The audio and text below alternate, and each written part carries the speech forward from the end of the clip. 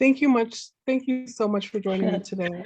Robin Schlenger, licensed clinical social worker. Robin is an LCSW, an anti-racist and anti-oppressive clinical supervisor, as well as a coach, a trainer, and a consultant. And I also consider her a friend. So thank you so much, Robin.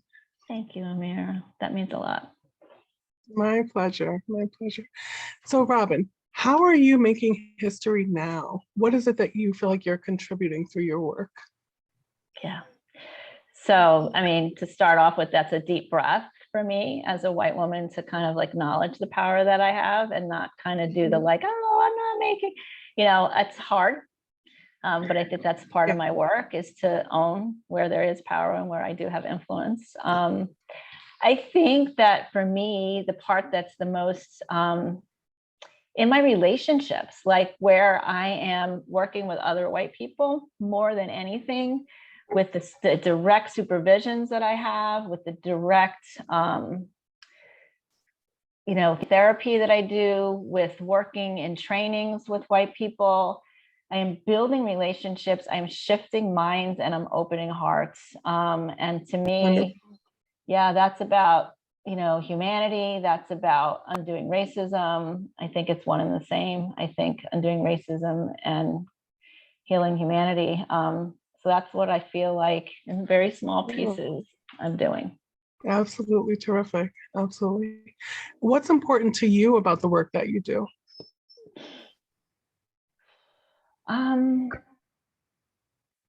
Well, first of all, racism and oppression, hundreds of years of just like the illness that it creates for all of us. We're sick, we're wounded, we're acting out our sickness and our wounded on each other. So I want to be part of transforming that. I want to be part of repairing that. And repair for me is, repair means that maybe things were okay and then we're fixing them. I don't know if things were ever okay. But I guess it's important to me because I don't want anyone to have to live in a world like this, Yeah, absolutely. So, absolutely, Robin. How do you feel your work helps others? I've been told, and I think I know, that part of the way that I've been helping others, I'd say for white folks, I think that I'm pretty vulnerable about my shares. I don't talk about myself as if I'm, exempt from. And I've heard from people that my personal shares, my experiences have helped them be able to kind of look at their own and name their own experiences so that they can talk about it. I would hope, that when it comes to folks of color, that the times that I'm doing this work, I can take a little burden off, a little bit of emotional burden, a little bit of the work off of the shoulders of folks of color. So they don't have to hold it, you all don't have to hold it alone. And I would hope that that is the way that I'm helping people as well. Yeah, absolutely. That's terrific. Absolutely. I think that's so important. And I'm glad you're putting language to it, So, confidentiality considered, right? If you were to talk about a way that you have made a difference, like a story that you can share, or anything that you want to share about how you've impacted an individual, a community, a family, a program, an organization, a group of people, what would you like to share about how you've made an impact? I'm going to share one short, funny one, and then something that I think is a little more in depth. So I know you've also had Robin Alpern on as well, and Robin Alpern and I do an ongoing workshop called The Arc of White Womanhood. And there's a woman that attended this last one she's been amazing. She attended my Shame, Resilience, and Transformation Skills workshop that is co-facilitated and created by Alana Tappan. And so this woman has followed, she jokes, she goes, I'll follow Robin wherever she goes. So like any kind of training I go to, she goes to. She's a therapist, she's in California. So during our last Arc of White Womanhood training, we give, work for people to do in between sessions.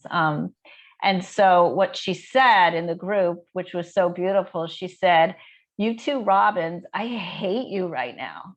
And I, we were laughing. She said, there's no corner I can hide in anymore. Like, you've just, every place that I thought I could hide from racism or from my own, like where I'm complicit, there's nowhere I can go anymore. I hate you guys. Wow. And so, like, that was beautiful, right? Because Yeah. to me, that was like, wow, like, look what we did, look Right. Right. what we created.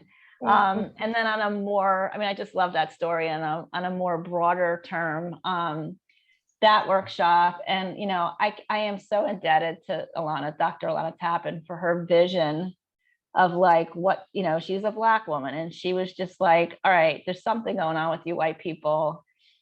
I think I can figure out what to do, and I'm going to give you this gift, and being part of those workshops with her, the shame, resilience, and transformation skills for white people, has impacted so many people.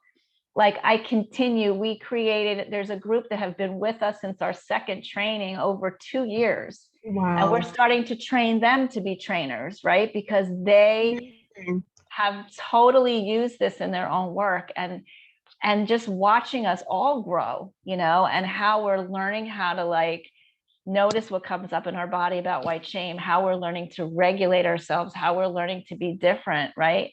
That it makes me cry, because like, I can say none of us are perfect. We have work to do.